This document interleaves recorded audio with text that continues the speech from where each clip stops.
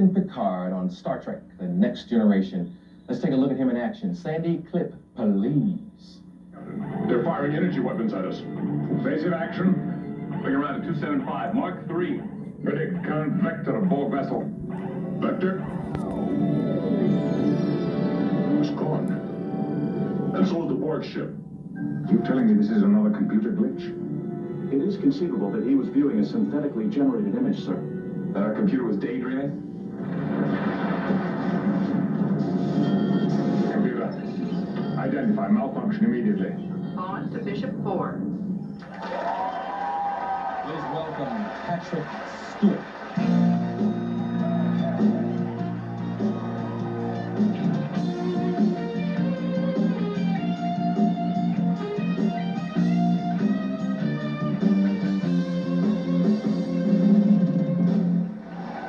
Captain! Yeah. Tell me, is it true that 2 nights ago Boy George was sitting right here? Is it really true? Yes, it's true. You keep very fancy company, don't you? You should have seen the jacket he had on.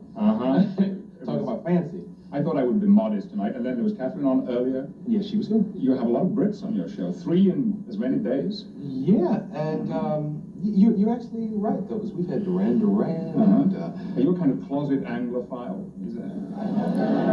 Maybe you're looking for an honorary knighthood like your late president. I'm smiling because I don't know what Anglophile means.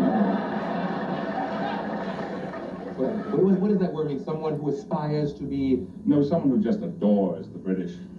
I've never been out of the country, so I am not totally oriented to the British culture. I have met Fergie's dad, Major Ferguson. Well, there you are. You're well on your way to that honorary knighthood. I brought him here and I introduced him to a man named Tone Loc. Do you know who Tone Loc is? Tone Loc is a rapper who had a song out called Wild Thing. And Major Ferguson was here to talk about polo, and they sat here on the couch. And Major Ferguson sat down and he said, "Good day." And Tone Loc said, "What up?" And it was very interesting. It's wonderful how we can bring the cultures together on this couch and have them mingle and talk about polo and rap right here. No one but you, Arsenio. Yes. What can I say? You know what's been going on all day today?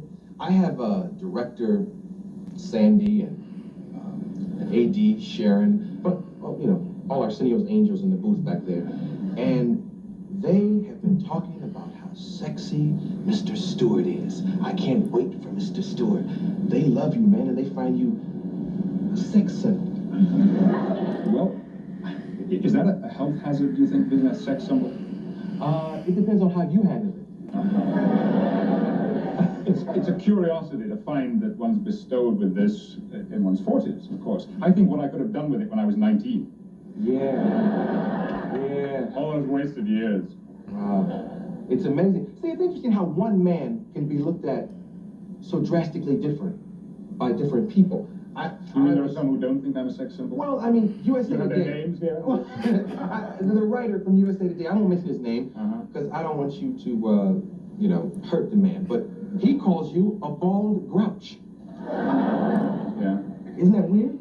Yeah, well, you see, he is yet to come out of the closet so far as his sexuality is concerned. And when he does, like the rest of the critics, and realizes that I am a sex symbol, you will find that he will be adjusting his criticism accordingly.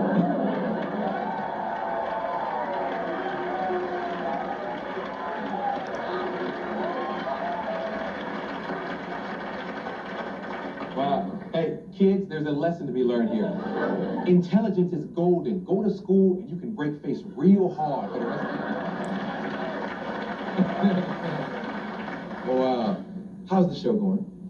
The show is going tremendously well. We're about to air our 3rd season on Sunday at 5 o'clock. They've changed our time again, you know. I think they just like to make life difficult for our audience. Each season, the time and the date of the first episode has changed, but I believe it's Sunday at 5.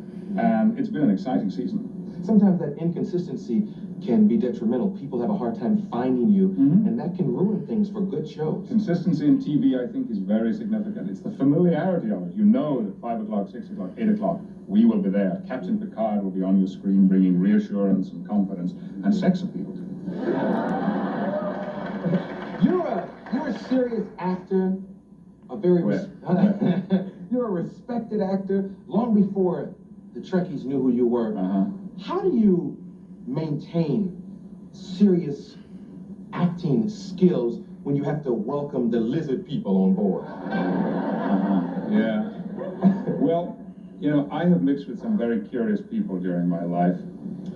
Agents, producers, directors, and once you've mixed with them, welcoming lizard people is a pushover.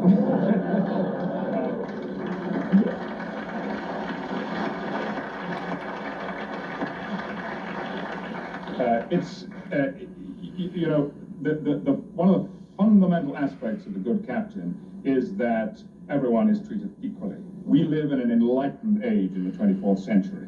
So if you're a dog person or a lizard person, or even, I spent a large part of the first season acting with an oil slick. Now, I treated that oil slick in exactly the same way that I treated my first officer. It's the nature of the show and the nature of the captain. I acted with Mick Fleetwood last season. Did you see the show with Mick? No, what? Of course, Mick was a fish person. Oh. I think I Bruce remember Scales. the fish person, but I didn't know it was Mick Fleetwood. Oh, that was Mick underneath all those scales. That is scales, not like musical scales. That's Yeah, scales, like fish scales. as in catfish. Yeah. Yeah, that's interesting. Somebody's beeper just went off. You can use my phone. Go to my dressing room. You can use my phone. We'll take a commercial. We'll be right back with Patrick.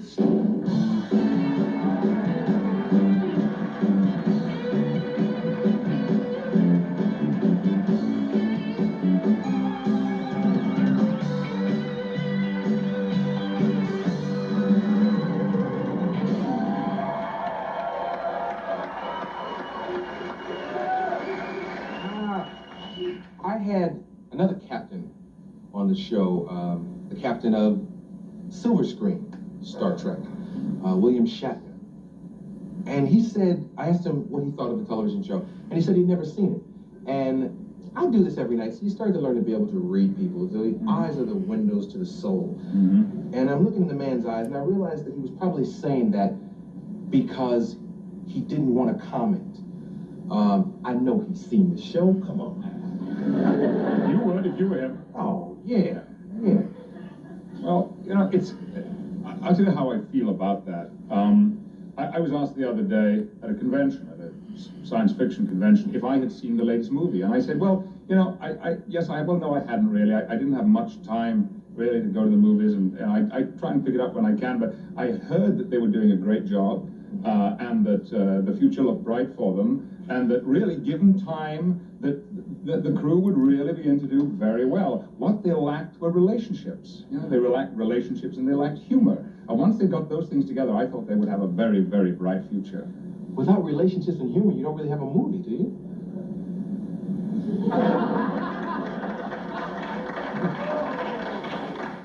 But it's funny, you know, because this came up last night. I was at a garden party at the British Consul General's residence here in Los Angeles. See, I don't get to enough garden parties. You should mix with me, Arsenio. Then I'll take you to garden parties. And I'll take you to 2020 over in Central City. It's a deal.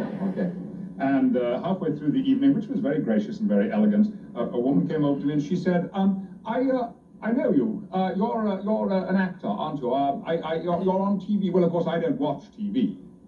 But you do that space thing, don't you? You fly the Endeavour, don't you? That's right, you fly the Endeavour, and I've got you. You play William Shatner. I said, my dear, William Shatner can very, very perfectly and exquisitely play himself. He doesn't need to play. Yeah. No, it was funny, you know, here on the lot last year, we were sharing the same streets, and there are a lot of stories and legends that have grown up about some kind of rivalry between the two shows. It was very friendly and very happy when we were together. Yeah. They were using our sets. We were using their dressing rooms. Trekkies. Now, they apply also to the TV show. Do the TV stars for Star Trek have Trekkies also? Do we have Trekkies? Yeah, we have Trekkies. Oh, okay. Because I know I first heard the term back when the movie first hit and everything, and I wasn't sure whether it transfers over to your show also. Yes. And it's not a case of either or. You know, the Trekkies, the fans of the movies, fans of the original crew, fans of our show. Yeah. You ever have experiences with those guys? Because I know Trekkies are really obsessed. Not quite as obsessed as the lady last night at the garden party. She was very obsessed. Yeah. They are, and their support is terrific and very, very important to us. Yeah. Okay, so they write letters and there's like a fan club for them and all that kind of stuff? Oh, there are fan clubs. It's worldwide. I had no idea, you see, when I accepted the job that the show was threaded into the cultural life of North America, of the world. It is almost a way of life for many people. But then what the show has to say, I think, is worth living up to. Right. You were doing a lot of theater prior to coming to American syndication or whatever.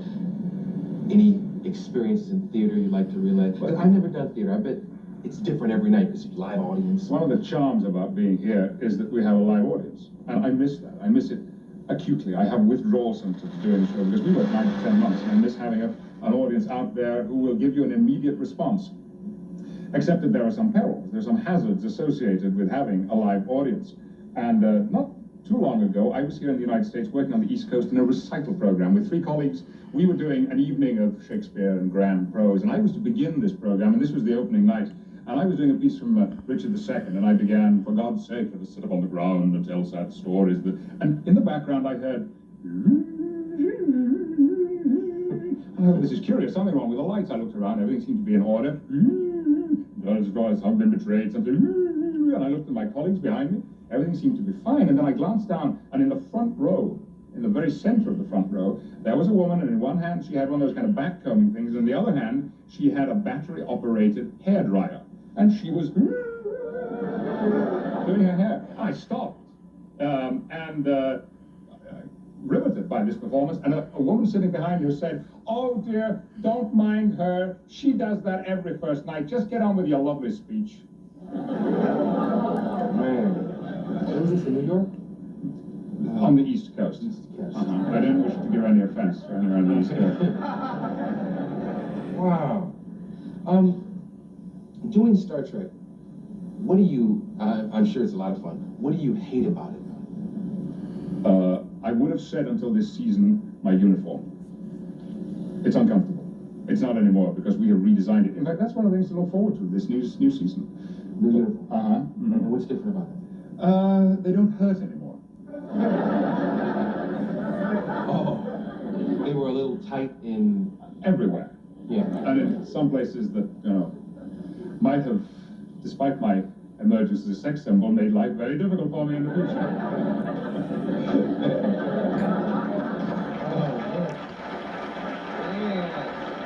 What do you do for fun? When you're not working, what do you do to hang out other than the lawn parties or garden parties? Oh, you've got to get it right, Arsenio. Yeah, I'm sorry. I hate to say it, Thank you for inviting me to your lawn party. It's garden party. You have it. What do? Well, I write a little, and I'm currently preparing for a repeat performance of a solo show I did here last Christmas, a Dickens show, Christmas Carol. And I'd like to think I'm doing it again by public demand. We shall be doing one performance on the 9th of December at the Wadsworth Theatre for the Design for Sharing charity at UCLA. And that is taking up a lot of time because it's just me and Dickens for 2 hours. Yeah. Well, when you leave the New Kids on the Block concert, go check him out in Dickens. Yeah. Well-rounded thing to do. And thank you for stopping by. I've enjoyed it. I really appreciate it, man. Patrick Stewart, the captain. We'll be back.